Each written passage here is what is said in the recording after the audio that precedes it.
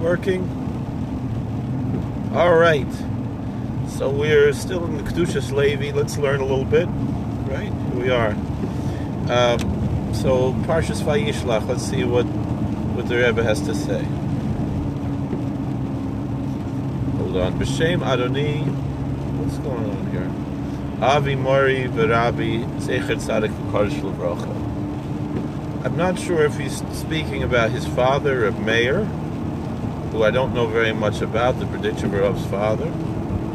I assume he's talking about the Mizritcher Magid, even though he calls him Avi, my father. It's in the name of my Lord, my father, my teacher, and my Rebbe. May the memory of the righteous and holy person be a blessing him.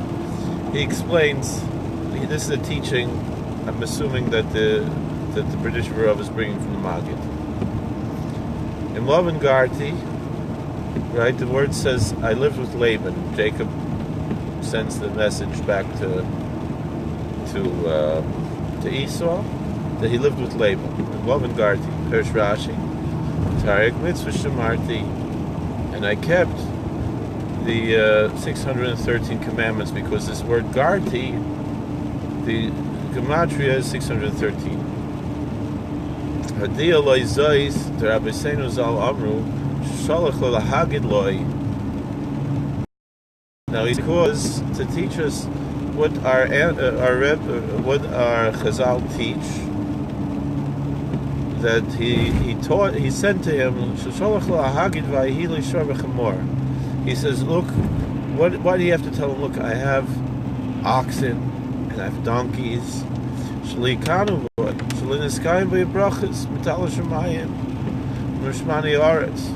Why is he trying to make him jealous? No, it's the opposite. He shouldn't be jealous, because the blessing you're upset about the blessings that I stole from you, from our father Isaac. The blessings was Metal Shemaim and Shmani Aretz. It was from the dew of the heavens and the fat of the earth. And these and donkeys and oxen don't come from the dew of heaven nor from the fat of the earth. They're cattle, they're not produce, right? Even though they eat the produce.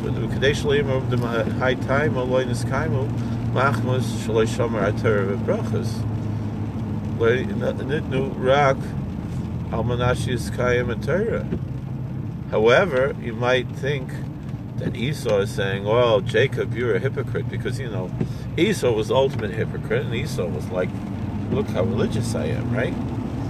And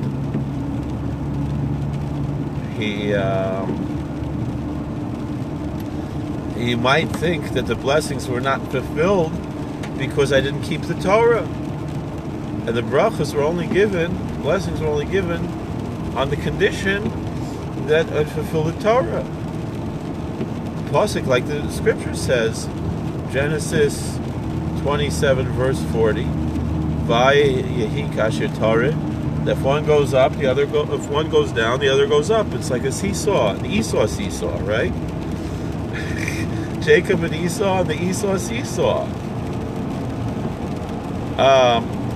We're teeter-totter, I don't know, with our Holy Father. I don't know, that's not... someone said that I got in trouble for using puns. So, anyway, Shalach lo shetarik mitzvah shemarti. And so this, he said to him, I did keep the 613 commandments. But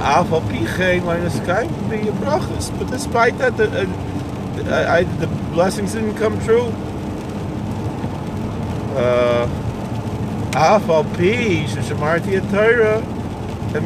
Even though I kept the Torah, I didn't get the blessings. The blessings were not fulfilled.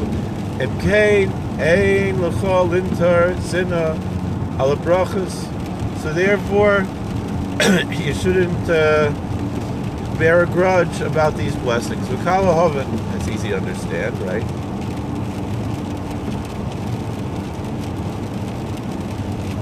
So that's the first Torah in the Kedushas Levi, this week's Parshas Vayishlach. Let's go to the next one. It Hatzileni no miad ochi miad Esav. Please rescue me from the hand of my brother, from the hand of Esau. That's Genesis 32:12. The Esav who is Sitra Achra, Malach HaMavis, who Yetzer Hara. Esau is the devil. It doesn't mean literally. We're not talking here that a human being is the devil. But we're saying here, though, is that he's the archetype of what the Kabbalists call the Sitra Achra, the other side. And here he's paraphrasing or quoting really the rest of what it says in the Talmud of Basra, that the Satan is the angel, is the devil on your shoulder who tempts you to sin, and is the angel of death. When we say the Satan means the one who is the prosecutor. So we're saying, really, the way it goes, who Yetzer Hara is Satan, who Malach HaMavis. The Yetzer Hara, the devil on your shoulder, the one who's, of course we're talking poetically here, that he is the same one who prosecutes you, whatever your sin prosecutes you, and then he executes you. He is the angel of death.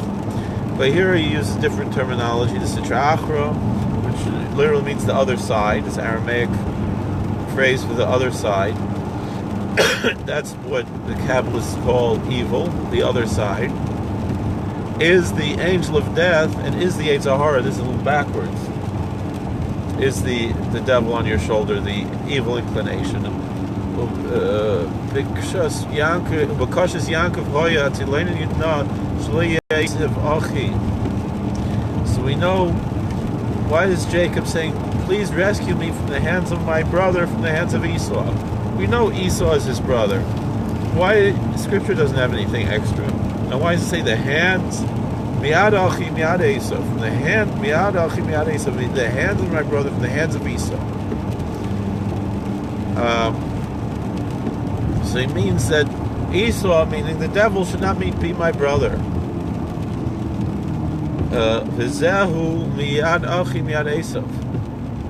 And I know Bart Simpson's Lisa's brother, but the devil is your brother. You remember that? So anyway, Zehu, this is the meaning of Miad Achi Miad Esau, from the hands of my brother, from the hands of Esau. Shelo Yisgalgal Sheyetzer Hara Achi, that the evil inclination, the little devil on your shoulder in the cartoons, should not become my brother.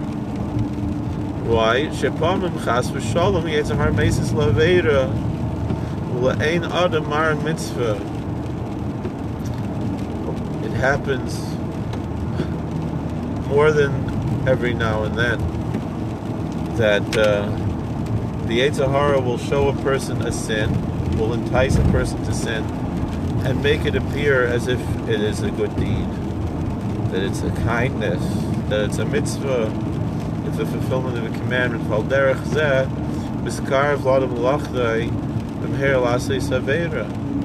And this will entice a person to be caught in the trap of sin. And you should understand this. It's often been said that, for if those people who hate religion will say something like this, that for an evil person to do evil, that can be with or without religion. But the only way for a good person to do evil is through religion. Something along those lines. Meaning, if someone is convinced that a sin is a fulfillment of God's will, there you have it. And that's what the Kedushas Levi is saying here. It's probably different from what a lot of other people think, but I think a way a lot of people approach this is like this. I think young people struggle with this especially. especially like if you're getting into a relationship that you shouldn't really be in, and then you feel like obligated to, and if you feel like, oh, you're making a chil Hashem by giving up this relationship, this and that, and you're actually helping the other person by being in the relationship and things like that, and we have to convince ourselves that's not true. That whatever the Torah says is what the Torah says, and then are we still recording? I guess we're still recording, because usually when this goes off, we stop recording. That's one aspect of it, meaning we think